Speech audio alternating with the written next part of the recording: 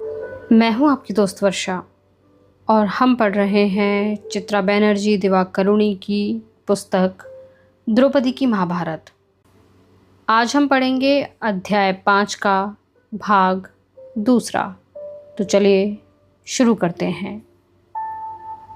उन आवाज़ों के शांत होने के बाद मैं हतप्रभ रह गई। उनके द्वारा कही गई अधिकतर बातों, उदाहरणों के लिए 5 पति होने वाली बात ने मुझे दुविधा में डाल दिया था। शेष बातों से मुझे निराशा हो रही थी। ओह, इतनी निराश मत हो, साधु ने मुझसे कहा। ऐसी कितनी स्त्रियां हैं जिनसे देवियां भी ईर्ष्या करें अथवा जो महारानी बन सकें। अगर शेष बातें भी सत्य होने वाली हैं तो मुझे यह सब नहीं चाहिए। सर्वाधिक शानदार महल को प्राप्त करने का क्या लाभ यदि उसे बाद में खोना पड़े। उन सब लोगों की मृत्यु मुझे इन सबकी, विशेषकर ध्री की मृत्यु का कारण बनना स्वीकार नहीं है। तुम्हारे पास कोई विकल्प नहीं है प्रिय। मैं संन्यास ले लूंगी, मैं विवाह नहीं करूंगी। साधु की टेढ़ी मेढ़ी दंतावली चमक उठी। नियति अत्यंत शक्तिशाली व चपल होती है, उसे इतनी सहजता से धोखा नहीं दिया जा सकता। यदि तुम उसे खोजती हुई आज यहाँ नहीं आती तो वह तुम्हें स्वयं खोज लेती। यद्यपि तुम्हारे संदर्भ में तुम्हारा अपना स्वभाव इस प्रक्रिया को गति प्रदान करेगा। क्या मतलब? तुम्हारा अहंकार, तुम्हारा स्वभाव, प्रतिशोध लेने की तुम्हारी प्रवृत्ति। मैंने साधु को घूर कर देखा। मेरा स्वभाव ऐसा नहीं है। सर्वाधिक ज्ञानी पुरुषों को भी पता नहीं होता कि उनके अंतर में क्या छिपा है। यद्यपि तुम्हें सांत्वना देने हेतु मैं तुम्हें यह बता सकता हूँ, तुम्हारी मृत्यु के बहुत बाद तक लोग तुम्हें पृथ्वी की सबसे अद्भुत रानी के रूप में याद रखेंगे। आशीर्वाद और सौभाग्य प्राप्त करने हेतु स्त्रियां तुम्हारे नाम का जाप करेंगी। इन बातों से क्या लाभ यदि मैं ग्लानि से पीड़ित होकर अकेले मरने वाली हूँ, मैंने चिढ़कर कहा। लोग अन्य बातों से अधिक प्रसिद्धि को महत्व देते हैं, इसलिए मैं इतने से ही प्रसन्न हूँ। तुम्हें प्रसन्नता भी मिलेगी। क्या तुमने नहीं सुना? आत्माओं ने कहा है कि तुम्हें प्रेम प्राप्त होगा। इसके अतिरिक्त मुझे ऐसा लगता है कि बड़े होने के बाद प्रसिद्धि के विषय में तुम्हारे विचार बदल जाएंगे। उसकी विनोद प्रियता पर मुझे क्रोध आ रहा था, किंतु मैंने स्वयं पर नियंत्रण रखा क्योंकि मुझे उससे सहायता चाहिए थी। मैंने सुना है कि महान साधुओं के पास उनके द्वारा बताए गए भविष्य को बदलने की शक्ति भी होती है। क्या आप मेरे भविष्य को पुनर्निर्मित नहीं कर सकते, जिससे मैं अपने प्रियजनों की क्षति का कारण न बनूं? साधु ने सिर हिला दिया। सिर्फ कोई मूर्ख व्यक्ति ही विधि के विधान में हस्तक्षेप करता है। इसके अतिरिक्त तुम्हारी नियति तुम्हारे अनेक जन्मों के कर्मों से बनी है और यह इतनी शक्तिशाली है कि मैं इसे परिवर्तित नहीं कर सकता। परंतु मैं तुम्हें एक परामर्श दे सकता हूँ। तुम्हारे जीवन में 3 खतरनाक क्षण आएंगे। पहला, तुम्हारे विवाह से पूर्व। उस समय कोई प्रश्न मत पूछना। दूसरा, जब तुम्हारे पतियों का शासन अपने चरमोत्कर्ष पर होगा, उस समय किसी पर मत हंसना। तीसरा, जब तुम्हारा अत्यधिक अपमान किया जाएगा, उस समय किसी को शाप मत देना।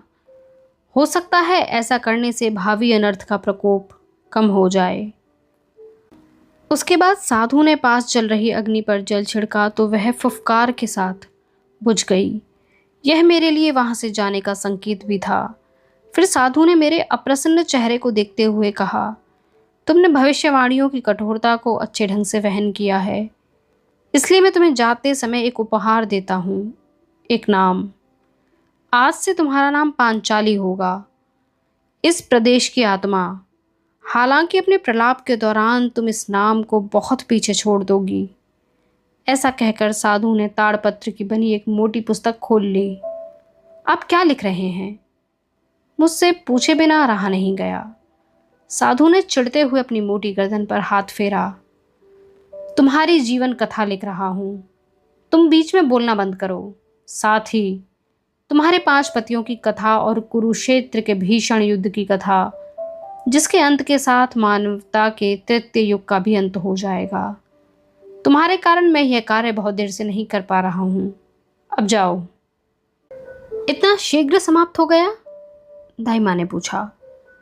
उसके पास तुम्हें बताने को अधिक कुछ नहीं था, है ना?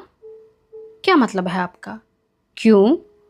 तुम तो अंदर गई और लगभग तुरंत ही बाहर आ गई। परंतु मुझे खुशी है। उन्होंने मुझे अपनी ओर खींचा और बाहर प्रतीक्षा कर रही गाड़ी के पास ले आई। ये साधु लोग अपने जादू टोने से पता नहीं तुम्हारी जैसी राजकुमारी कन्या के साथ क्या कर दें। साधु के इस व्रत के भीतर क्या समय की चाल बदल गई थी। मैं बैलगाड़ी पर बैठ गई, किंतु मेरा दिमाग उस घटना के विषय में सोच रहा था। मैंने वट वृक्ष की छाया को अंतिम बार देखा। धुंधला प्रकाश मेरे साथ चाल चल रहा था।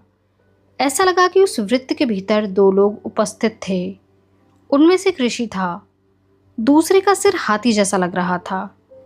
इससे पहले कि मैं दाई माँ को वह दिखा पाती, गाड़ी आगे चल पड़ी। उसने क्या कहा? दाई माँ अत्यंत उत्सुक थीं। आशा है उसने कुछ बुरा नहीं कहा। तुम अत्यंत गंभीर दिखलाई पड़ रही हो। मुझे पता है यहाँ बाहर तुम्हारे लिए गर्मी बहुत अधिक है। मुझे याद दिलाना, बाजार से गुजरते समय तुम्हारे लिए ताज़े नारियल का पानी लेना है। मैं सोचने लगी कि उन्हें क्या कहूँ। उसने कहा कि मेरे 5 पति होंगे। मैंने कहा, 5 पति? उन्होंने घृणा से अपना माथा पीटा।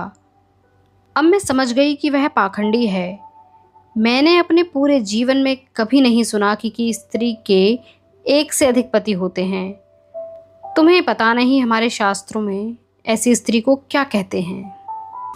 ऐसी स्त्री जिसका संसर्ग एक से अधिक पुरुषों के साथ हो। तुम्हें पता है ना? यद्यपि कोई पुरुष यदि सप्ताह के प्रत्येक दिन अलग अलग पत्नियों के साथ सोए तो किसी को आपत्ति नहीं होती। तुम्हें लगता है कि तुम्हारे पिता इस प्रकार के कलंकपूर्ण कार्य को अनुमति देंगे? मैं चाहती थी कि दाई माँ की बात सत्य हो। यदि साधु की यह बात सत्य हुई तो फिर शेष बातें भी नहीं होंगी। दाई माँ ने एक दीर्घ श्वास ली। उसने कल्लू की मृत्यु के विषय में भी मनगढ़ंत बात कह दी। जिस तरह वह मुझे दिन रात सताता है, उसे देखते हुए तो मैं उससे पहले ही मर जाऊंगी। हमारा कितना समय नष्ट हो गया। आह, मेरी कमर में भी दर्द हो रहा है। महल पहुंचने तक प्रतीक्षा करो। मैं उस सेविका के कान पर ऐसा घूंसा मारूंगी कि वह जीवन भर याद रखेगी। प्रत्येक रात्रि मैं अपने नाम के विषय में सोचती। मैंने सबसे कह दिया कि मुझे उसी नाम से बुलाया जाए, राजकुमारी पांचाली। ऐसा नाम जो अपने राज्य की भांति शक्तिशाली था, ऐसा नाम जो सहन करना जानता था। मुझे इसी की प्रतीक्षा थी, चाहे जो भी हो। किंतु यह नया नाम देने के लिए मैं सदैव उस साधु की आभारी रहूंगी। मैं उस राजमहल के विषय में भी सोचती रही जिसका वचन साधु ने मुझे दिया था। सबसे मायावी राजमहल, उसने कहा था। मैं सोचने लगी कि मुझे ऐसा राजमहल कैसे मिलेगा। मैं अन्य भविष्यवाणियों के विषय में नहीं सोचना चाहती थी, वे अत्यंत निराशाजनक थी।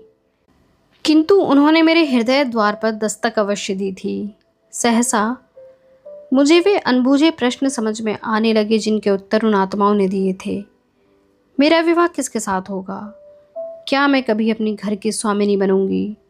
क्या मुझे प्रेम मिलेगा? क्या यही वे इच्छाएं थी जो मेरे मन के भीतर छिपी हुई थी? यह कितनी बचकानी चीज़ें हैं जो मेरी सेविकाएं चाहती थीं।